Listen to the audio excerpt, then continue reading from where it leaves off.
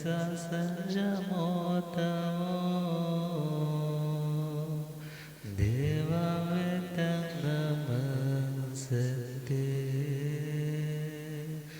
जसधमे सया मणो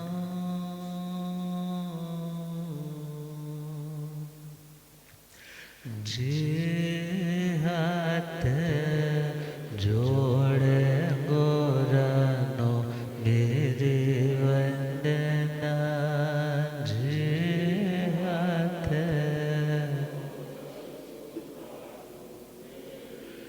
एक बार वंदना हजार बार वंदना एक बार वंदना लाख बार वंदना करोड़ बार वंदना लाख बार वंदना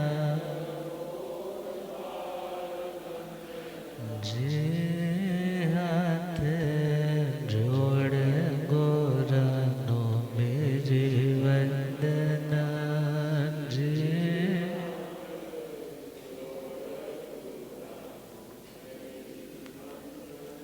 अनंत अनंत शांति के निकेतन शासनपति श्रमण भगवान महावीर स्वामी के पावन चरणा रविंदों में हार्दिक भावभीना वंदन नमन। मेरे अंधेरे जीवन को रोशनी प्रदान करने वाले परम उपकारी आगम ज्ञान के भंडार आगम ज्ञाता आगम पुरुष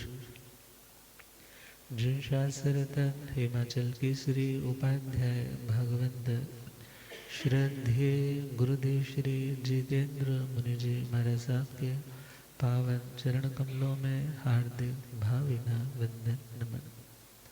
आदरणीय सेवा भावी श्री प्रशमित मुनि जी, धर्म सभा में उपस्थित धर्म अनुरागियों, सुशीलवती माताओं एवं बहनों, आसीम पुण्योदय से भाग्योदय से आप सबको संतों का समागम और वीतरागवाणी श्रवण करने का पावन सुअवसर प्राप्त हो रहा है। आज संक्रांति का पावन दिवस भी है, तो हम अपने जीवन में सच्चे अर्थों में संक्रांति को जीवंत करें। अधर्म से धर्म की ओर, असंयम से संयम की ओर, अब्रह्म से ब्रह्म की ओर यदि हम मूव करते हैं, हम आगे बढ़ते हैं, तो सच्चे अर्थों में हमारी संक्रांति होगी। तो परमात्मा का मंगलमय संदेश विनय श्रुत के माध्यम से श्रीमद् उत्तराधर्य सूत्र प्रथम अध्ययन के स्वरूप में हम कुछ गहरे उतरने की कोशिश कर रहे हैं। बिकॉज जितना गहरा उतरेंगे परमात्मा की अनमोल शिक्षाओं के रतन तभी झोली में आ सकेंगे। तो शब्द है विनय श्रुत। विनय का सामान्य अर्थ कल तक सुना था कि हम्बल रहना, डाउन टू अर्थ रहना, पोलाइट रहना, निम्न करके रहना, झुक करके रहना, अकड़ना नहीं। मगर इसी विनय शब्द का जो विस्तृत रूप है वो 7 रूपों में है। तो 7 रूप ज्ञान विनय, दर्शन विनय, चारित्र विनय, मन विनय, वचन विनय, काया विनय और लोकोपचार विनय। तो 7वां पॉइंट आज हम श्रवण करने जा रहे हैं लोकोपचार विनय। लोकोपचार को वैसे तो शिष्टाचार भी बोल देते हैं, मगर यहाँ पर शिष्टाचार के साथ साथ देखे जो इस दुनिया में दूसरों का उपचार करना चाहता है, दूसरों का उपचार करना चाहता है, उसे रोग का भी पता होना चाहिए, उसे रोग की मेडिसिन का भी पता होना चाहिए, रिएक्शंस का भी पता होना चाहिए। ऐसे प्रॉब्लम आ जाए तो ऐसे उसको ठीक करना है। अर्थात दुनिया के लोगों का उपचार करने के लिए जिस आचरण का जिंदगी में आधार लेकर के साधना की जाए, हम उसे भी लोकोपचार भी नहीं कह सकते हैं। मगर लोकोपचार वैसे शिष्टाचार के नाते अपने ज्ञान ध्यान में अपने गुणों के लेवल्स को और ज़्यादा अपलिफ्ट करने के लिए, बढ़ाने के लिए जिस साधना का अभ्यास किया जाए उसका नाम है लोकोपचार विनय। तो पहला पॉइंट है अभ्यास वत्तियाँ। अभ्यास वत्तियाँ अर्थात अपने गुरुओं के समीप रह कर के अपनी साधना का अभ्यास करना। बिकॉज जितना समीप रहेंगे तो गलती से रोकने के लिए गुरुओं की दृष्टि अपने आप में अचूक होती है।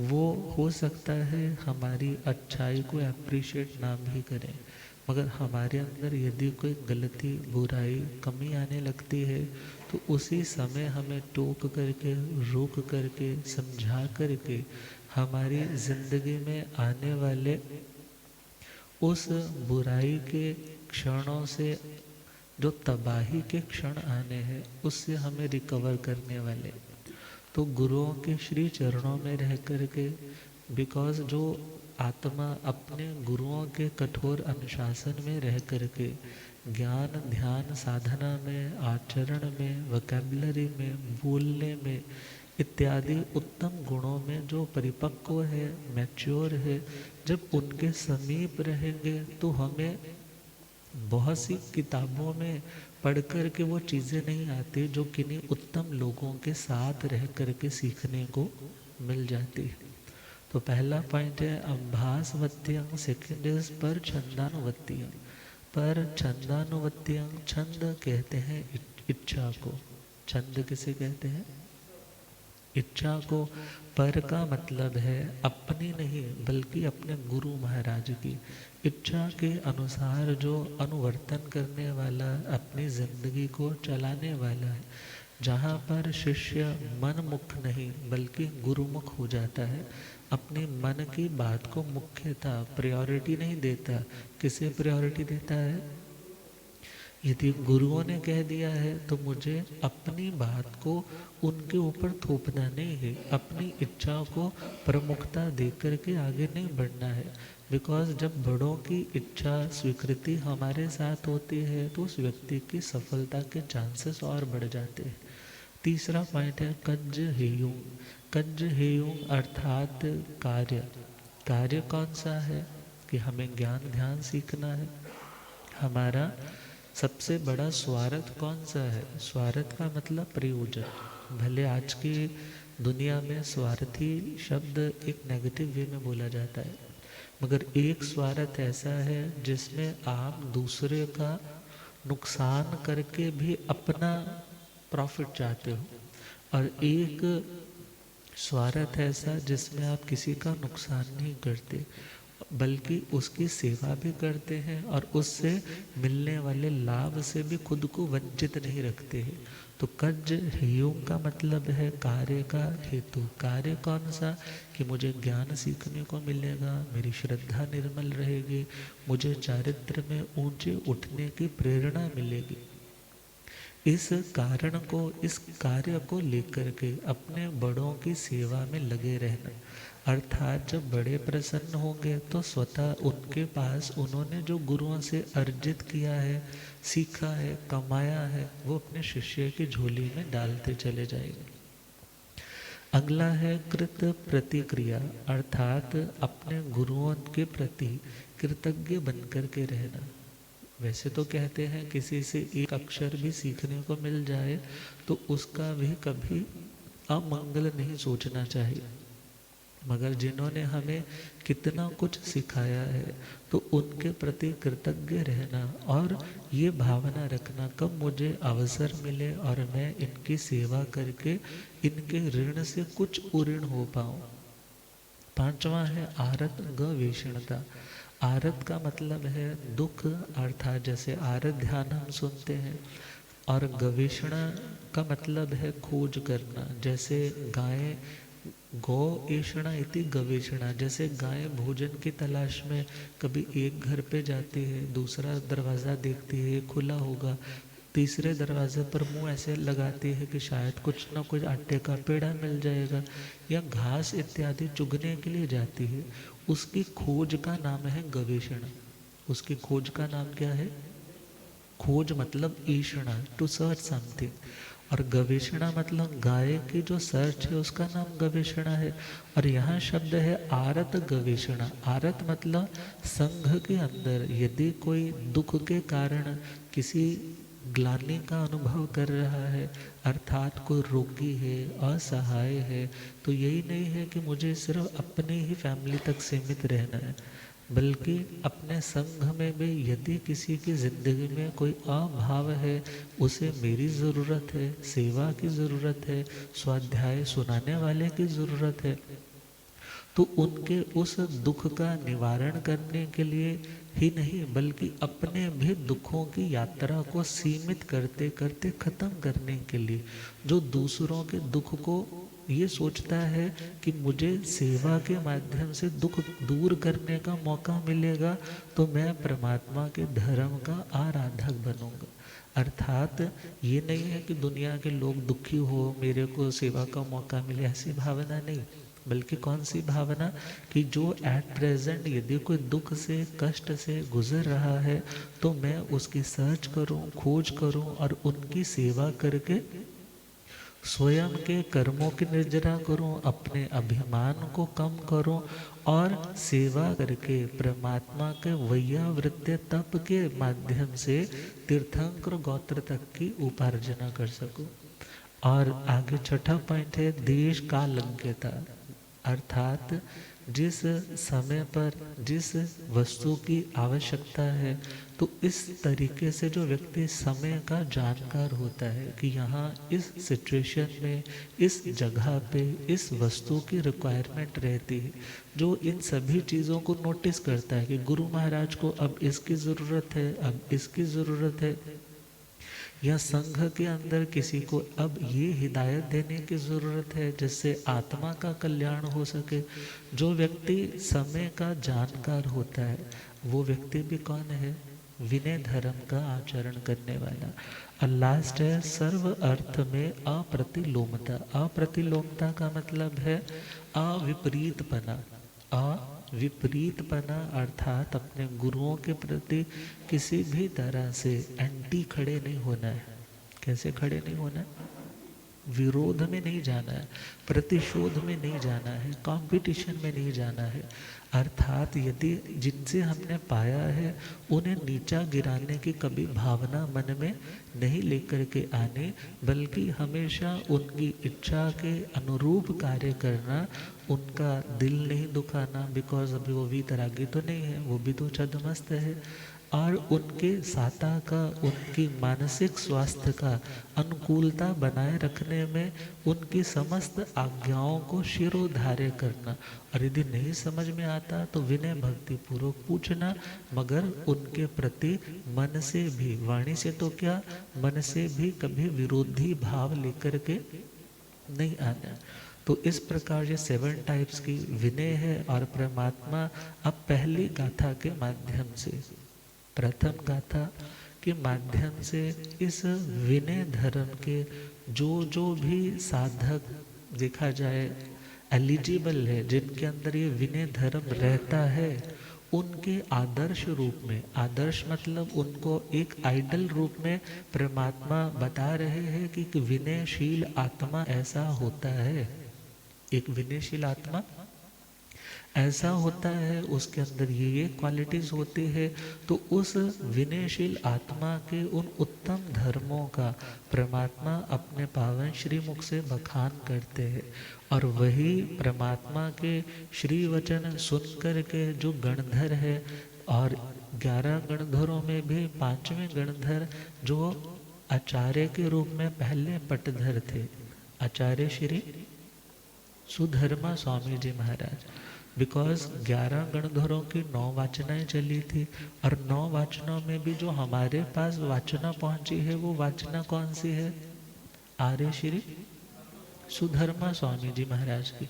और आर्य श्री सुधर्मा स्वामी जी महाराज जम्बू स्वामी जी महाराज के प्रश्नों का मानो उत्तर देते हुए, उनकी जिज्ञासाओं को शांत करते हुए उन्हें फरमाने जा रहे हैं कि मैंने जैसा परमात्मा से सुना है उसे तुम अनुक्रम से, ध्यान से, श्रद्धा से श्रवण करो कि एक विनय अर्थात उत्तम आचार कैसा होता है।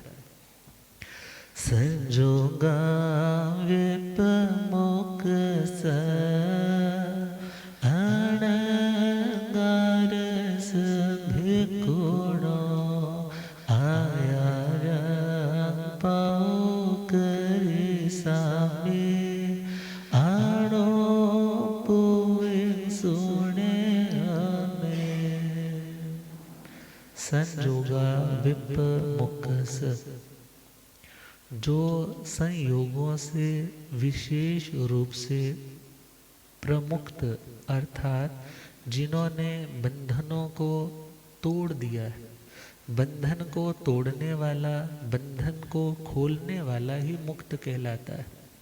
और बंधन में रहने वाला व्यक्ति स्वाधीन नहीं बल्कि पराधीन कहलाता है। और जिस आत्मा ने संयोगों को बंधन स्वरूप पराधीनता का कारण जान करके उन्हें खोल दिया, उन्हें तोड़ दिया, ऐसे आत्माओं की पहला पॉइंट कौन सा? जिन्होंने संयोगों को क्या जाना? बंधन स्वरूप जाना। अब संयोग का मतलब क्या है? संयोग का मतलब सिंपल दुनिया में बोल देते ना, रिश्ता। संयोग इज रिलेशन। संयोग का मतलब रिलेशन। अब ये रिश्ते भी दो तरह के होते हैं। एक रिश्ता, एक जुड़ना किसी के साथ ऐसा है जो तुम्हारे संसार की यात्रा को और बढ़ा देता है। तुम्हारी संसार की यात्रा को, संसार मतलब अनस्टेबिलिटी, संसार मतलब अनस्टेबिलिटी, संसार मतलब जहाँ पर जन्म है, मरण है, रोग है, शोक है, बुढ़ापा है, कषाय है, पुनर्जन्म है, पुनर्मरण है, उसका नाम क्या है? संसार। उसका नाम सबको सुन रहा है, उसका नाम संसार। अब संसार की यात्रा जिससे बढ़ती है, जन्म मरण का चक्र जिससे बढ़ता चला जाता है।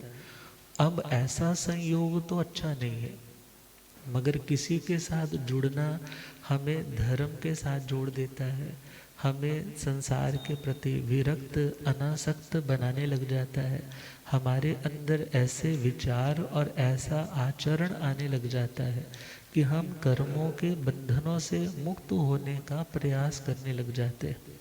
अब धर्म से जुड़े हैं तो संसार के प्रति प्रीति कम होती है, और संसार से जुड़े हैं तो धर्म के प्रति प्रीति कम होती है। धर्म मतलब सिंपल, धर्म मतलब आत्मा, धर्म मतलब आत्मा, धर्म मतलब स्वभाव, धर्म मतलब अपनी आत्मा का जो नेचुरल ट्रेट है, उस निश्चय शुद्ध स्वरूप तक पहुंचने के लिए जो भी प्रोसेस है, जो आत्मा उस प्रोसेस से जुड़ती है, उसे बोल देते हैं धार्मिक। और जो आत्माएं संसार की ही माया को सत्य मान करके उसी में रचे पचे रहते हैं, उन्हीं लोगों को बोल देते हैं संसारिक। धार्मिक व्यक्ति स्टेबल होता है और संसारी व्यक्ति अनस्टेबल होता है। धार्मिक व्यक्ति क्या होता है? स्टेबल होता है, और संसारी व्यक्ति अनस्टेबल होता है। तो जिन्होंने दुनिया के संयोगों को संसार की वृद्धि का कारण जान करके, अनस्टेबिलिटी का कारण जान करके उन्हें छोड़ दिया, उन्हें त्याग दिया, घर था, दुकान थी, व्यापार था, ये सारे आगे विशेषण आएंगे।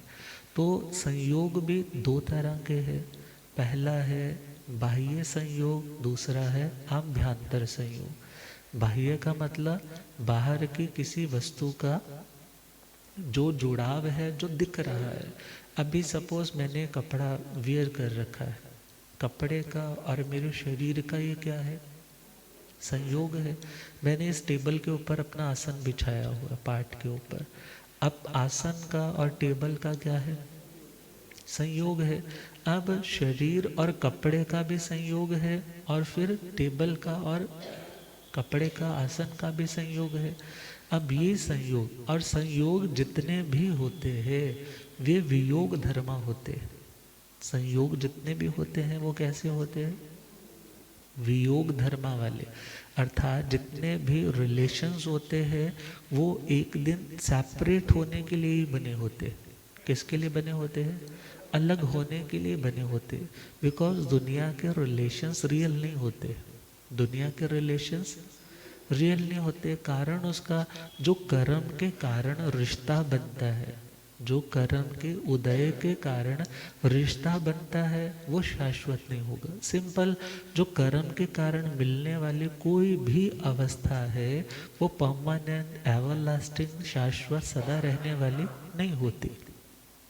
अब पहला संयोग तो हमें पता चल गया ना, बाहर का संयोग। बाहर का संयोग मतलब दिख रहा है, अब राखी बांध दी, फ्रेंडशिप बैंड बांध दिया, हाँ कुछ भी पहन लिया, ये सारा कौन सा संयोग है, बाह्य संयोग। आभ्यंतर संयोग जो फीलिंग के साथ जुड़ा हुआ है, किसके साथ जुड़ा है, तुम्हारी फीलिंग्स के साथ, तुम्हारे इमोशंस के साथ, तुम्हारे सेंटिमेंट्स जिसके साथ जुड़े हुए हैं, उस संयोग का नाम क्या रहेगा, आभ्यंतर संयोग।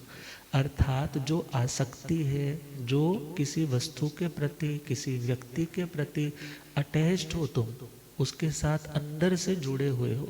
अब जुड़ना भी दो तरह का होता है, अच्छे रूप वाला, बुरे रूप वाला। अच्छे रूप वाले में भी दो पार्ट्स बन जाते हैं। एक ऐसा राग जो तुम्हारे तरने में कारण बनता है, एक ऐसा लगाव जो तुम्हें उभरने में निमित्त बनता है, और एक ऐसा लगाव जो तुम्हारे डूबने में निमित्त बनता है।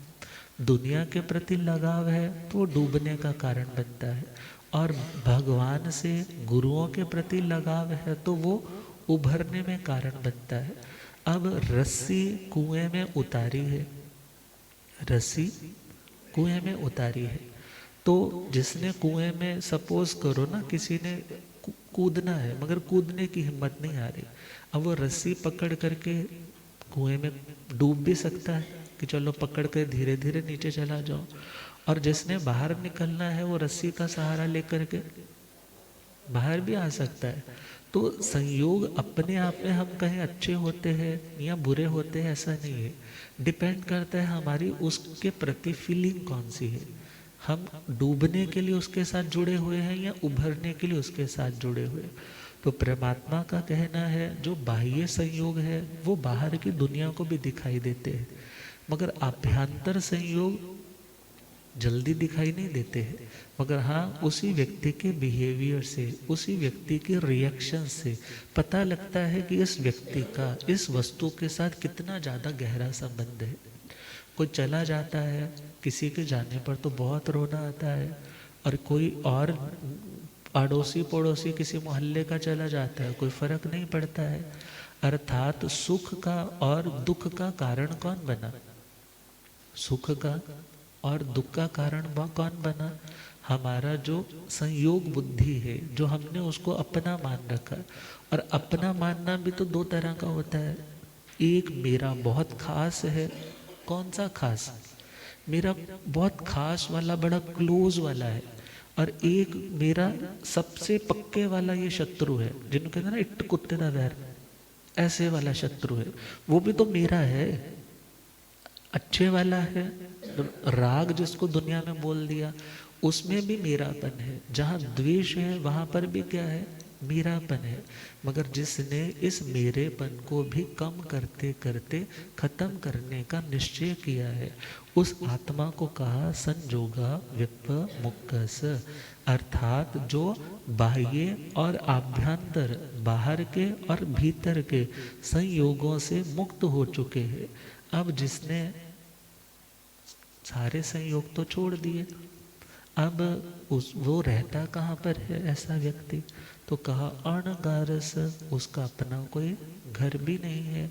आगार का मतलब, आगार का मतलब घर। अग शब्द आता है संस्कृत में अग, अग। अग का मतलब न गच्छति इति अघ, जो कहीं आता जाता नहीं है, गमन नहीं करता है, मूवमेंट नहीं करता है, तो उसे अग बोला। लकड़ी को बोल देते हैं अग, वृक्ष को बोल देते हैं अग। और उस लकड़ी से जो निर्मित कंस्ट्रक्टेड हाउसेज हैं, उनसे बने हुए मकान इत्यादि हैं, उनको बोलते थे अगार। उन्हें क्या बोलते थे? आगार। और जिनका अपना आगार होता, जिनका अपना घर होता, उसे क्या बोलते? आगारी। उसे क्या बोलते? और जिसने अपना घर छोड़ दिया, या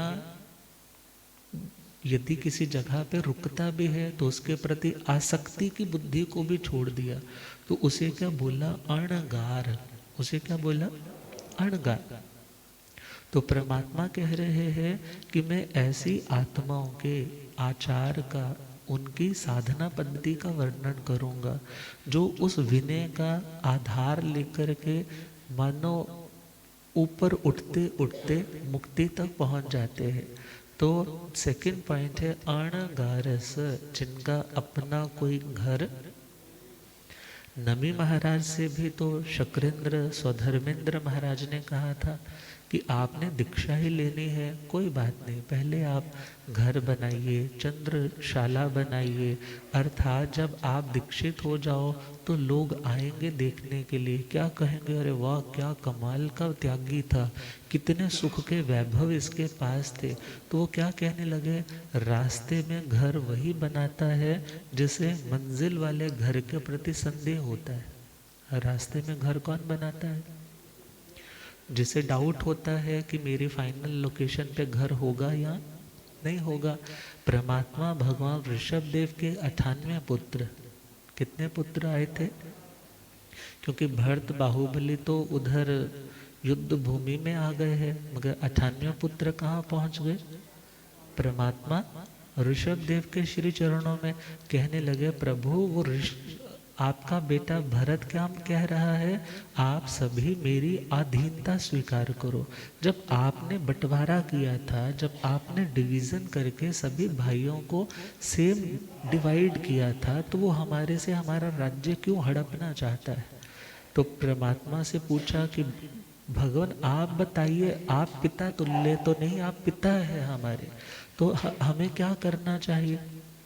तो उन्होंने क्या आंसर किया कि जिस घर के लिए, जिस महल के लिए तुम आज युद्ध की भावना भा रहे हो, ऐसे घर ना जाने एक बार नहीं अनंत बार तुमने बनाए हैं, मगर वो घर भी तुम्हारे नहीं बन सके। तुम्हें तो उस मंजिल पर पहुंचना है जहाँ पर जो आत्म भावों में स्थिरता का जो भाव है, और जो वहाँ की स्थिति है, वहाँ पर किसी का कोई खतरा, वहाँ कोई तुम्हारी रजिस्ट्री अपने नाम नहीं करवा सकता, वहाँ पर कोई व्यक्ति तुम्हारी लैंड को कैप्चर नहीं कर सकता, वहाँ पर कोई तुम्हें उस घर से निकाल नहीं सकता। तुम्हें तो उस घर तक पहुँचना है, इसलिए तुम इन्हीं दुनिया के घरों के मोह में फंसना नहीं। तो उन 98 बच्चों ने क्या ले ली थी परमात्मा के चरणों में? दीक्षा ले ली थी। तो अणगारस, जिन्हें शाश्वत घर की चाह है, फिर वो दुनिया के घरों की चाह को छोड़ देते हैं। उन्हें क्या बोला? अणगार। उन्हें क्या बोला? अणगार। और अणगारस भिक्षुणो, बोले जी अब परिवार वालों को भी छोड़ दिया है, घर भी छोड़ दिया, घर भी छोड़ दिया, बार भी छोड़ दिया। क्या छोड़ दिया? ये शराब वाला बार नहीं जो आजकल घरों में खुलने लग पड़े हैं। बार कौन सा? व्यापार। बार का मतलब यहाँ व्यापार। जिन्होंने आजीविका के लिए कि मेरे को ये चीज़ें खानी है, पहननी है, घूमना है, ये चीज़ें मुझे करनी है, उसके लिए पैसा चाहिए था, पैसा कमाने के लिए व्यापार करना था, मगर उन्होंने दुनिया का व्यापार भी क्या कर दिया? छोड़ दिया। बिकॉज वो जानते हैं कि इसमें भी कहीं ना कहीं पाप की कमाई आती है। कौन सी कमाई आती है? गुरुदेव पधारे। हो रब मेरा सतगुरु बन के आया मैनू,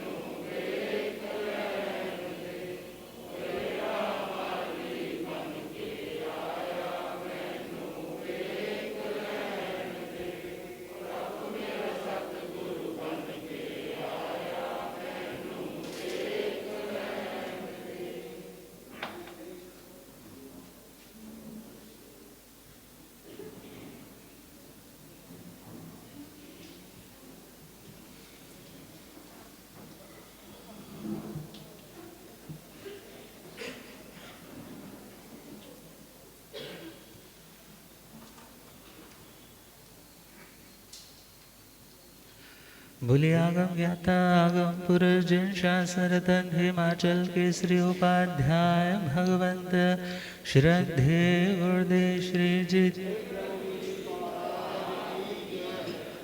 परम पूज्य प्रज्ञा पुरुषोत्तम प्रवर्तक डॉक्टर श्री सुव्रत मुनि जी। तो हमने विषय को थोड़ा सा कल के लिए फाइनल कर लें। तो तीसरा पॉइंट है, जो अपना जीवन का निर्वाह भिक्षा वृत्ति के माध्यम से करते हैं। किसके माध्यम से? भिक्षा वृत्ति, जिसमें अपने अभिमान को छोड़ना पड़ता है मगर स्वाभिमान को बरकरार रखा जाता है। अभिमान को छोड़ा जाता है और स्वाभिमान को मेंटेन रखा जाता है। साधु की भिक्षा गिड़गिड़ाकर मांगने वाली भिक्षा नहीं है। साधु की भिक्षा न मिलने पर कुपित होकर किसी को शाप देने वाली भिक्षा नहीं है। बढ़िया मिल गई तो वरदान देने वाली भी भिक्षा नहीं है। ये भिक्षाचर्य तो निर्दोष साधु की चर्या है। जो गृहस्थ ने अपने निमित्त से बनाया है, उसके हिस्से में से वो देना चाहता है तो उसको निर्लेप भाव से ग्रहण करता। अर्थात जब व्यापार नहीं कर रहा, दुकान नहीं चला रहा, आजीविका का कोई साधन ऐसा नहीं है, तो अब वो डाके तो डालेगा नहीं। किसी जगह अच्छा बना है तो चुरा कर तो लाएगा नहीं। धमकी देकर तो लेकर नहीं आएगा, ये मेरे को दे, नहीं तो तेरा ये नाश हो जाएगा, वो नाश हो जाएगा। बल्कि जो संतुष्ट है, लाभ मिल गया, मतलब वस्तु का संयोग हो गया, तो मद नहीं करेगा मैं कितना पुण्यवान हूं। और नहीं मिला तो दीनहीन स्वर से गिड़गिड़ाएगा नहीं, मुझे दे दो, मुझे दे दो। स्वाभिमान के साथ। किसके साथ? स्वाभिमान के साथ जो भिक्षा के लिए जाता है और गृहस्थों को सुपात्र दान देने का सौभाग्य देकर आता है। ले भी रहा है और दे भी रहा है। अर्थात ऐसे साधु भगवंतों के आचार को, उनकी साधना पद्धति को पाऊ करी सामी, मैं उसका वर्णन करूँगा। कौन कह रहे हैं? आर्य श्री सुधर्मा स्वामी जी महाराज। किन्हें कह रहे हैं? आर्य श्री जम्बू स्वामी जी महाराज को। जर और जोरों के जो त्यागे, जर और जोरों के जो ना कोई जागीर जी, भिक्षावृत्ति धारण करते वो है जैन फकीर जी। भिक्षावृत्ति धारण करते वो है, आत्म भाव है केवल अपना, बाकी सब छिन जाएगा। आत्म भाव है केवल अपना, बाकी सब छिन। सुत नारा और तन यह प्यारा, यही धरा रह जाएगा। सुत नारा और तन यह प्यारा, यही धरा रह। मिलने की घड़ियों में छिपी है, मिलने की घड़ियों में बिछड़न की तस्वीर जी। भिक्षावृत्ति धारण करते वो है जैन फकीर जी। भिक्षावृत्ति धारण करते वो है, आरत रौदर ध्यान बड़े जब अपने बंगले बन जाए। आरत रौदर ध्यान बड़े जब अपने बंगले, मेंटेनेंस रखने में जीवन की घड़ियां भी बिक जाए। मेंटेनेंस रखने में जीवन की घड़ियां भी बिक। शाश्वत घर को पाने वाला, शाश्वत घर को तोड़े यह जंजीर जी। भिक्षावृत्ति धारण करते वो है जैन फकीर जी। भिक्षावृत्ति धारण करते वो है, ऊंच नीच का भेद मिटाकर घर घर में जो जाते हैं। ऊंच नीच का भेद में घर घर में जो समता भावों से लाते हैं। समता भाव से खाते हैं। समता भावों से लाते हैं। समता भाव से है प्रभास ये साधु चर्या।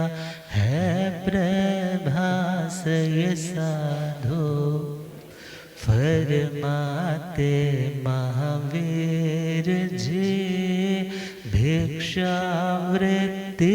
धारण करते वो है जैन फकीर जी। भिक्षावृत्ति धारण करते वो है आर्य सुधर्मा